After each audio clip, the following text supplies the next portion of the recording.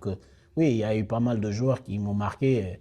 Et moi, personnellement, ce qui m'a le plus marqué, c'est quand même mon premier match en tant que titulaire en professionnel où on joue. C'était à Saint-Symphorien ou c'était à l'extérieur? Non, c'était à l'extérieur contre Paris où on perd 4-1.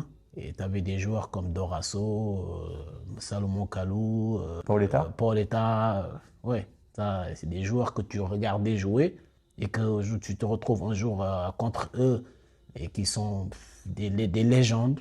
Et ouais, donc ça, c'est quelque chose qui marque et ça m'a marqué jusqu'à maintenant. Et je pense que ça fait partie d'un des plus beaux jours de ma vie en tant que footballeur. Et dans tes buts que tu as marqués avec FC Metz, c'est quoi le plus beau pour toi? Le premier que tu as marqué ou tu peux nous en citer un autre sur les 11 que tu as marqués pour Metz? Ouais, le premier reste toujours. Le premier but en professionnel reste toujours, même si on avait perdu. C'était un match qu'on a perdu contre Auxerre à domicile, où je marque. Ouais, c'est le premier qui marque. Mais après, oui, il y en a eu pas mal aussi.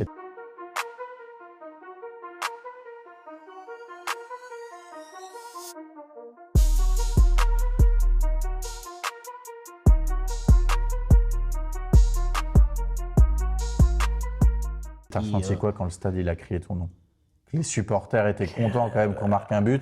Oui, Ça t'a fait quelque chose? Ça m'a fait quelque chose, oui, parce que tu marques ton premier but et que tu entends ton nom qui est scandé. Oui, mais après, moi, j'étais pas dedans vraiment dans ce truc-là parce qu'on perd un match, on perd 2-0 ou je marque le but. C'est un but qui, même si c'est un but sur le plan personnel, ça fait plaisir. Oui, Mais tu c'est étais un but focus qui ce compte, moment-là voilà, sur le voilà, collectif. c'est un but qui compte pas pour moi parce que tu perds 2-0 et que tu marques un but pour moi, qui sert à rien. Donc, j'étais plus focus dans le match qu'on perd et le dégoût de perdre ce match-là, alors qu'il y avait quelque chose à faire. Donc, oui, c'était ça, en fait. Mais après, personnellement, ça marque un petit peu aussi, ouais. Il lui a